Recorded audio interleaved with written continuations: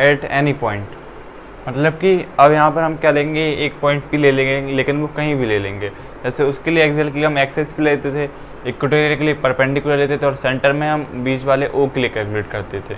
उसी तरह यहाँ पर क्या करेंगे, एट एनी पॉइंट कैलकुलेट करेंगे हमारी पोटेंशियल को। तो let A B is a dipole, यहाँ पर भी हम डायपोल मान लेंगे। तो यहाँ पर हमारा एक डायपोल हो जाएगा, ये हमारा डायपोल हो गया, ये डायपोल थोड़ा टेढ़ा हो गया, अब हमारा डायपोल हो गया। ये हमारा ए बी हो गया, इस पे एक माइनस क्यू चार्ज हो गया और इस पे एक प्लस क्यू चार्ज हो गया। एक माइनस क्यू हो गया, एक प्लस क्यू हो गया, और बीच से हमने इसकी ले ली डिस्टेंस, ये हमारा ओ हो गया। तो यहाँ से इसकी डिस्टेंस मेजर करेंगे तो ये एल हो जाएगी, और यहाँ से मेजर करेंगे तो ये एल हो जाएगी, क्योंकि जानते हैं हम डायपोल की सेंटर, हम वो डिस्टेंस कहाँ से मेजर करते हैं, सेंटर से मेजर करते हैं। तो इतना आपको समझ में आ गया होगा। और 2L कैसे हो जाएगी, तब इन दोनों को हम प्लस करेंगे, L प्लस L कितना आ जाएगा, 2L आ जाएगा। अब क्या करना है हमको, P is a point at angle theta, यहाँ से हमको P पॉइंट लेना है, लेकिन वो पहले कैसे लेना है हमें, एट एनी पॉइंट। यदि मैं यहाँ से सीधा लेता हूँ तो वो इक्वेटर के लिए केस बन जाएगा, और यदि मैं सेंटर के लिए लेता हूँ तो वो हमारा सेंटर के लिए बन जाएगा। तो मैं पॉइंट P मान लेता हूँ, यहाँ पर ले लेता हूँ, यहाँ पर ये मैंने पॉइंट P ले लिया। तो थोड़ा पास ले लेते हैं, यहाँ पर ले लेता हूँ, पॉइंट P ले लेते हैं, ये ले लिया मैंने। अब इन दोनों को आपस में हम ज्वाइन करेंगे।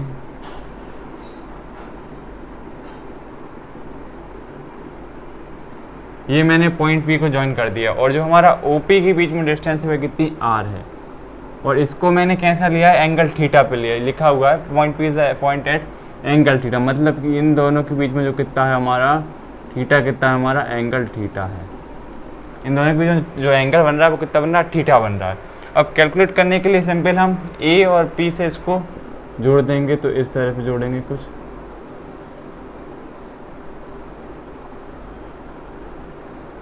ये हमने इसको जोड़ दिया। अब इसको और जोड़ देते हैं,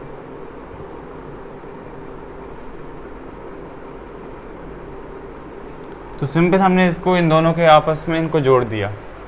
अब क्या करना है, इसको कैलकुलेट करना है हमको, तो कैलकुलेट करते हैं। अब देखिए, अब सिंपल हमारा डायग्राम बन चुका है डायग्राम में, लेकिन अभी और काम होना शेष है। तो अभी लिखते हैं, हम क्या लिखते हैं, पोटेंशियल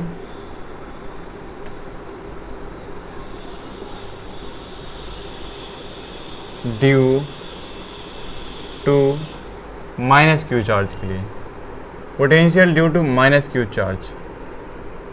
यहाँ पर लेना है पोटेंशियल किसको, माइनस ड्यू क्यू चार्ज के लिए। अब देखिए यहाँ पर हम क्या करेंगे, तो V1 के लिए लिखते हैं यहाँ पर 1/4 पाई एप्सिलॉन नॉट माइनस का Q, और यहाँ से ले लेंगे हम क्या, A से P, ये ले लिया हमने AP यहाँ से हमने ले लिया। अब यहाँ पर क्या करेंगे, इस डेरिवेशन को सॉल्व करने के लिए इस डायग्राम को हमको थोड़ा और बनाना होगा। तो यहाँ से मैं इनको मिटा देता हूँ। यदि आपने बना लिया L और L 2L, तो यहाँ से मैंने ये आपको समझने के लिए बता दिया था। यदि आप इनको ना बनाना चाहें तो ना बनाएं, आप दूसरा डायग्राम बना सकते हैं, क्योंकि आप यहाँ पर नीचे थोड़ा सा इसमें वर्क होगा। देखिए क्या होगा,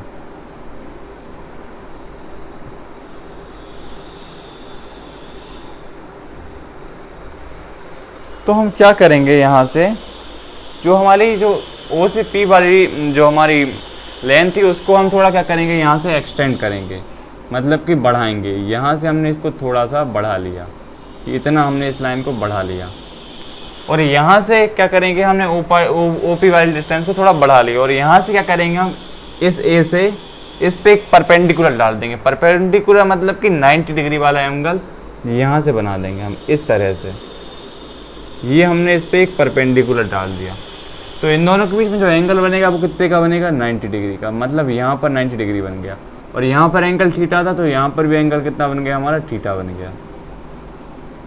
तो यहाँ से हमने कुछ नहीं किया, आपको थोड़ा कठिन लग रहा होगा। यहाँ से OP वाली जो हमारी डिस्टेंस की उसको तो उन्होंने बढ़ा दिया, और इस पॉइंट को हमने पॉइंट नाम दे दिया N। तो इस वाली पहले हमने इसको OP से ON तक बढ़ा दिया, और यहाँ से एक परपेंडिकुलर डाल दिया इस पर। तो ये हमने यहाँ पर किया है। तो इससे फ़ायदा क्या होगा, हम AP को अब हम क्या करेंगे, अब देखिए, अब जो यहाँ पर करेंगे वो लिखेंगे, यहाँ से आपको समझ में आएगा। तो यहाँ पर लिखेंगे फ्रॉम डायग्राम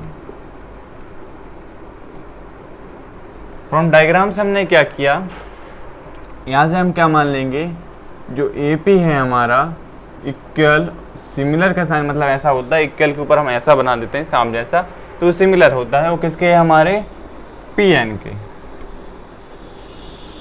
लेकिन आप सोच रहे हैं ए पी और पी एन हमारे सिमिलर जैसे लग रहे हैं, लेकिन इस डेरिवेशन को हमको करने के लिए हमको ऐसा मानना होगा। आप यदि मैथ वाले बच्चे तो आप बहुत ज़्यादा लेट ए बी एक्स इस तरह से आप मानते चलते हैं, तो इसी तरह आपको यहाँ पर मानना होगा जो ए पी है हमारे वो पी एन के इक्वल है।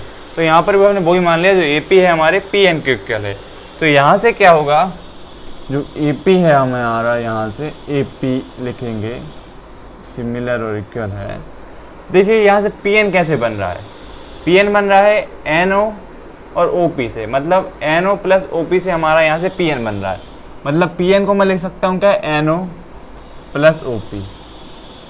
इस तरह से मैं हमारे पी एन को लिख सकता हूँ, N O plus O P से मैं हमारे पी एन को लिख सकता हूँ। तो यहाँ से हमारे जो ओ पी के बीच की डिस्टेंस है वो कितनी आर है, तो यहाँ पर मैं लिख सकता हूँ O P is equal to r.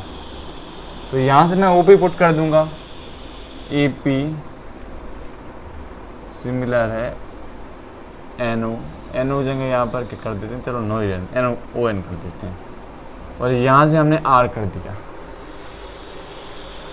तो इतना आपको समझ में आ गया। अब यहाँ से क्या करना है, ओ एन या एन ओ कुछ भी ले सकते हैं, यहाँ पर हम एन ओ एन आप दोनों लिख सकते हैं। तो यहाँ से अब हमको इसको कैलकुलेट करना होगा, तो इसको हम कैलकुलेट कैसे करेंगे वो देखते हैं। देखिए अब डायग्राम में समझिए, ये हमारा आर पॉइंट तो यहाँ से आ गया। अब क्या करना है, ओ से एन कैलकुलेट करना है, ओ से एन कैलकुलेट करना है। तो आप जानते हैं यहाँ से ओ से ए के बीच में डिस्टेंस कितनी है हमारी, ओ से ए के बीच में एल है, क्योंकि जानते हैं डायपोल को हम सेंटर से मेजर करते हैं। तो एक तो हमारी यहाँ से कितनी एल है, और ये वाली हमको मेजर करनी है। तो यदि ये वाला यहाँ से 90 डिग्री बना रहा है, तो मतलब कि जो 90 डिग्री के सामने वाला होता है वो क्या होता है, हमारा हाइपोटेनियस। मतलब कि ये हमारा अगर एच हो गया, और जिस पे हमारा एंगल बन रहा है वो क्या हो गया, हमारा परपेंडिकुलर, और ये हो गया हमारा बेस। मतलब कि सिंपल हम यहाँ पर इन इसको और इसको हम किसी रेशो में ले सकें, तो ये हमारा ओ एन कैलकुलेट हो सकता है। तो यदि आप यहाँ से देखें, बी और एच का रेशो यहाँ से बन सकता है, और बी एच हमारे, यदि आप ट्रिग्नोमेट्रिक फार्मूला याद है आपको, तो कॉस थीटा का जो होता है हमारा रेशो, कॉस थीटा का हमारा रेशो कितना होता है, बी एच मतलब बेस अपॉन हाइपोटेनियस। तो यहाँ से मैं ले सकता हूँ कॉस थीटा, तो कॉस थीटा यहाँ से ले लेंगे, यहाँ से हमारा जो बी है वो कैलकुलेट हम यहाँ से कर सकेंगे, जो ओ एन हमारा वो यहाँ से लिख सकते हैं। तो वी नो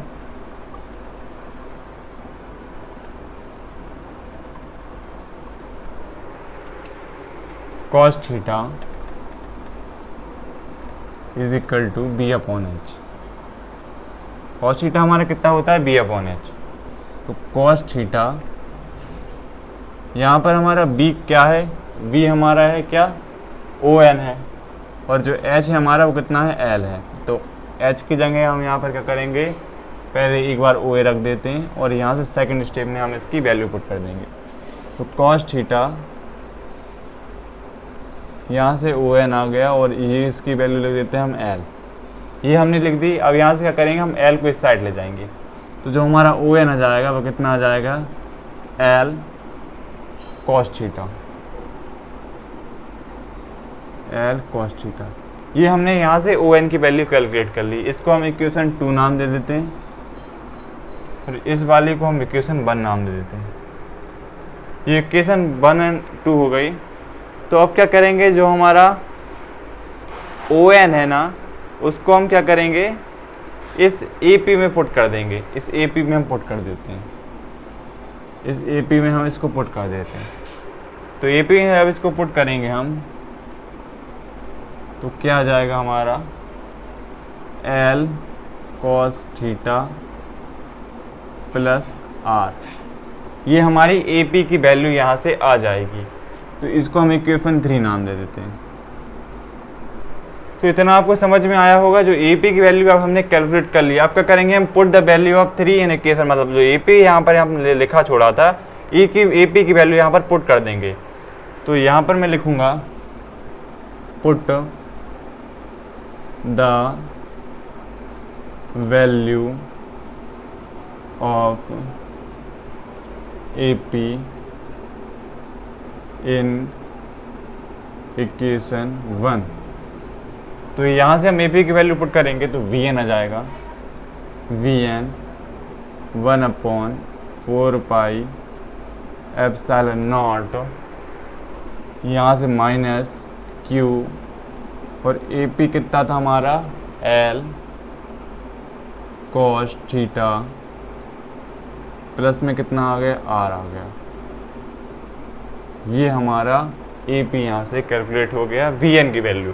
इस तरह में को वी टू भी कैलकुलेट करना होगा, तो वी टू के लिए देखते हैं, इतना आप अभी स्क्रीनशॉट ले सकते हैं।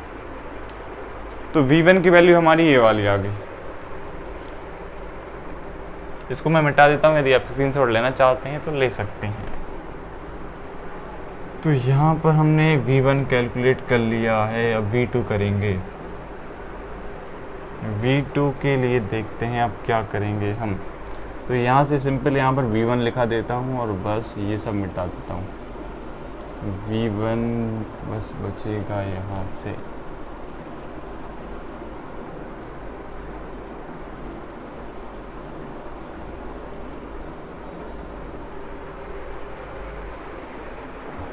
अब V2 के लिए करते हैं। तो V2 के लिए हम कैसे करेंगे, लिखेंगे यहाँ पर, पहले लिख लेते हैं पोटेंशियल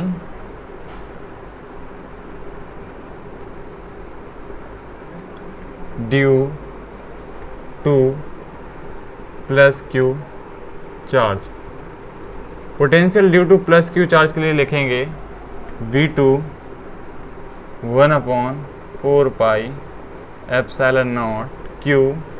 अब यहाँ से क्या है, प्लस क्यू चार्ज के लिए बी से पी हो जाएगा, तो यहाँ से आ जाएगा हमारा बी पी, यहाँ से बी पी आ गया। अब सिंपल जो यहाँ पर किया था वही यहाँ पर करना होगा।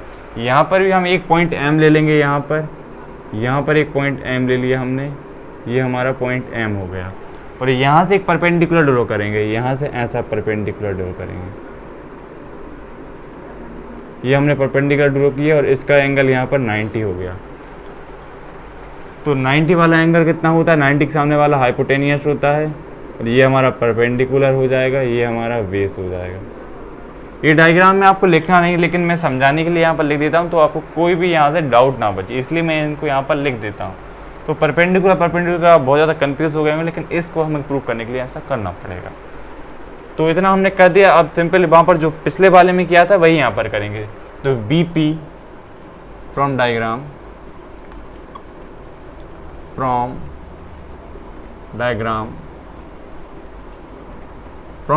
से हम यहाँ पर क्या करेंगे, जो हमारा बीपी है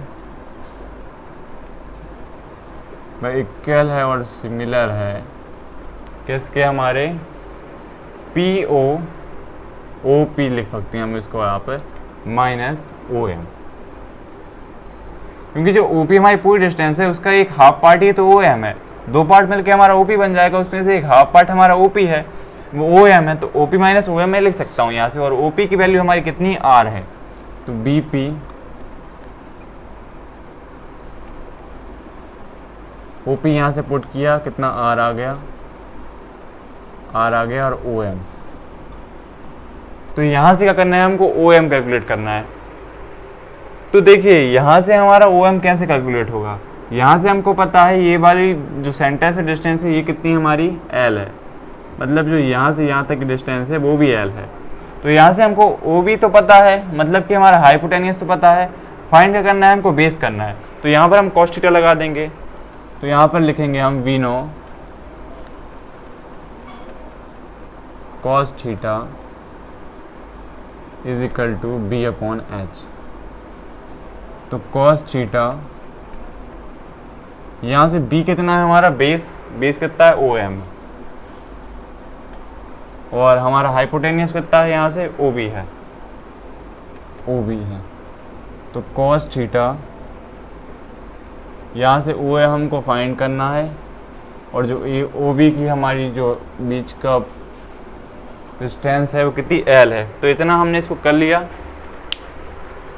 अब हम इसको यहाँ पर करेंगे, तो ये वाला हमारा इम्पोर्टेंट है, इसको भी रख लेते हैं क्योंकि हम वैल्यू पुट करेंगे। तो कॉस थीटा की वैल्यू यहाँ से आ जाएगी O M O M l cos theta, O M l cos theta. ये हमारी ओ एम की वैल्यू यहाँ से आ गई। अब यहाँ पर क्या करेंगे हम, ओ एम की वैल्यू यहाँ से यहाँ पर पुट कर देंगे। तो यहाँ पर इसको पुट कर देता हूँ। यदि इतना आपने लिख लिया है तो इसको आप स्क्रीनशॉट ले सकते हैं, क्योंकि अब मैं इस तरफ वाले इसको मिटाने वाला हूँ। स्क्रीनशॉट आपने ले लिया होगा, अब इसको हम मिटा देते हैं। इसको हमने कर दिया है रेज। अब देखिए हम क्या करेंगे। जो अभी वहाँ पर हमने क्या लिखा था, यदि आपने वो लिखा होगा, मैंने कहा था आप स्क्रीनशॉट ले लीजिएगा, और यदि आपने लिखा भी होगा तो वीपी क्या लिखा था हमने, ओपी माइनस ओएम लिखा था। और जो ओएम हमने यहाँ से फाइंड किया उसकी वैल्यू यदि हम पुट कर दें, और जो ओपी की वैल्यू हमारी पहले से कितनी थी, आर थी, तो r minus l cos theta हो जाएगा। तो यहाँ से हमने बीपी की वैल्यु फाइंड कर ली। और जो बीपी की वैल्यू थी जो हमने कहाँ पर पुट कर देंगे, जो हमने V2 कैलकुलेट किया था। जो V2 था हमारा वो क्या था, 1/4 pi epsilon not Q R minus l cos theta. यहाँ से हम ये वाली वैल्यू हमने पुट कर दी, तो ये हमारी V2 आ गई। तो आपको समझ में आ गया होगा, V1 और V2 हमने कर ली है कैलकुलेट दोनों। ये वन हमारी V1 रही, ये हमारी V2 रही। अब सिंपल हमको इनको ऐड कर देना है, तो V1 प्लस V2 करेंगे यहाँ से हम। तो यहाँ से अब हमारा V नेट निकालना है, तो V नेट के लिए यहाँ से लिखेंगे हम V नेट। ये वाला मार्कर थोड़ा चल नहीं रहा है, इसलिए मैं यहाँ से ब्लैक मार्कर का यूज़ कर रहा हूँ, लेकिन आपको एक ही पेन से लिखना है, अलग अलग पेन से नहीं लिखना है। तो यहाँ पर वो मार्कर अभी चल नहीं रहा है, इसलिए मैं ब्लैक मार्कर का यूज़ कर रहा हूँ। तो यहाँ से मैं लिखूँगा V net is equal to V1 plus V2। तो यहाँ से V1 की वैल्यू कितनी है हमारी, माइनस की है 1/4 pi epsilon not Q R plus L cos theta. ये हमारी इसकी वैल्यू आ गई। इसी तरह V2 का यहाँ पर पुट कर देंगे, तो प्लस में 1/4 pi epsilon not Q R minus L cos theta, R minus L cos theta. ये हमारी दो वैल्यूज़ आ गई। अब देखिए यहाँ से हम क्या करेंगे। यहाँ से हम क्या करेंगे, जो V1 का काम हमारा है यहाँ से वो ख़त्म हो चुका है, और यहाँ से इसको भी मिटा देते हैं। अब V1 प्लस V2 को हमको कैलकुलेट करना है। तो यहाँ से हम क्या करेंगे, यहाँ पर देखिए 1/4 pi epsilon not, 1/4 pi epsilon not, और Q यहाँ पर हमारा सेम है, तो 1/4 पाई एप्सिलॉन नॉट, और Q यहाँ से हमने कॉमन ले लिया। तो इस वाले टर्म में क्या बचेगा, एक माइनस का साइन बचेगा, और ये वाली वैल्यू बचेगी। तो लिखेंगे माइनस का 1 R plus L cos theta, और ये आ जाएगा प्लस का 1 R माइनस L का कॉस थीटा। तो इतना आपको समझ में आया होगा। अब क्या करेंगे, हम इसको कैलकुलेट करेंगे। तो ऊपर वाले को मैं मिटा देता हूँ।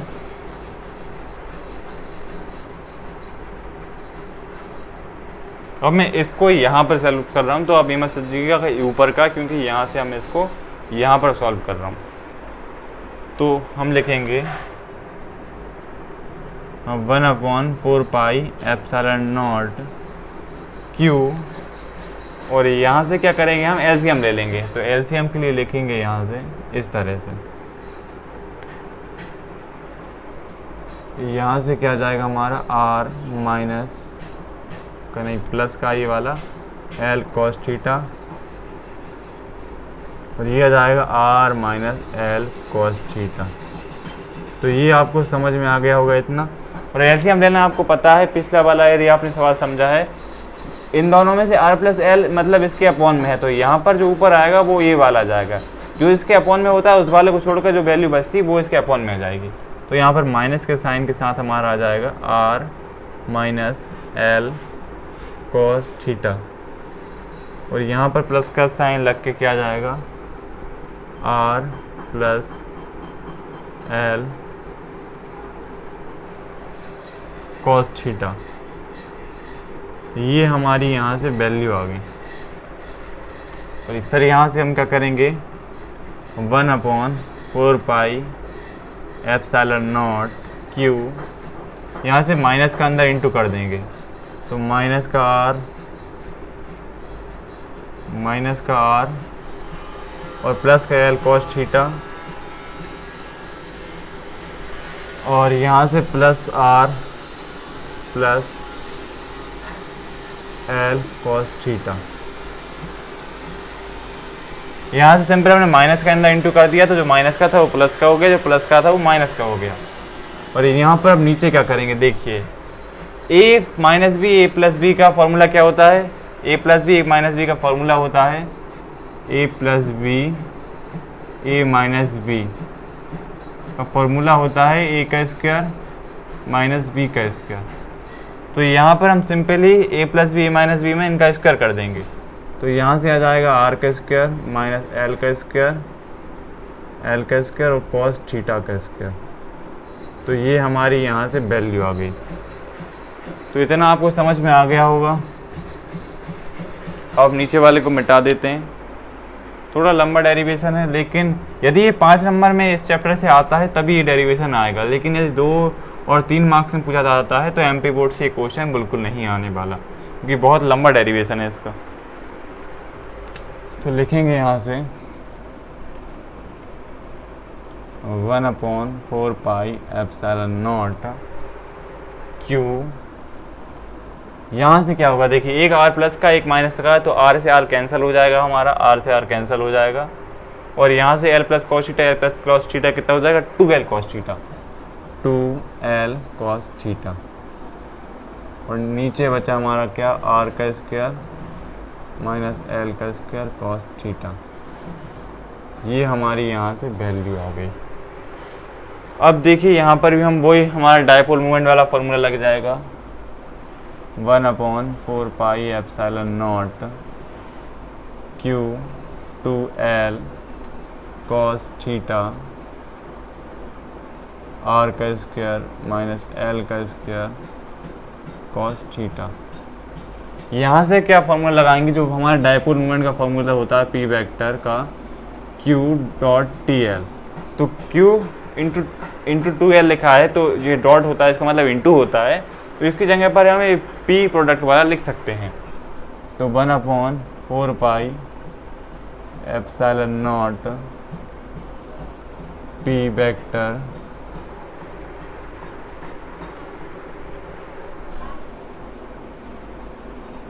और यहाँ से क्या जाएगा हमारा cos थीटा,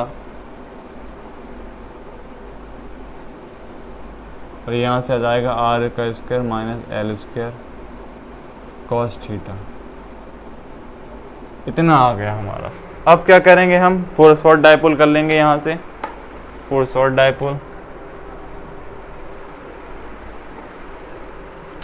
4 शॉर्ट डायपोल। यहाँ से किसके लिए करेंगे हम 4 शॉर्ट डायपोल। तो शॉर्ट डायपोल जानते हैं हमारा r बड़ा होता है किससे, l से। r बड़ा होता है हमारे l से, तो l यहाँ से हमारा 0 हो जाएगा। तो यहाँ से आ जाएगा हमारा क्या 1/4 pi epsilon not p vector cos theta.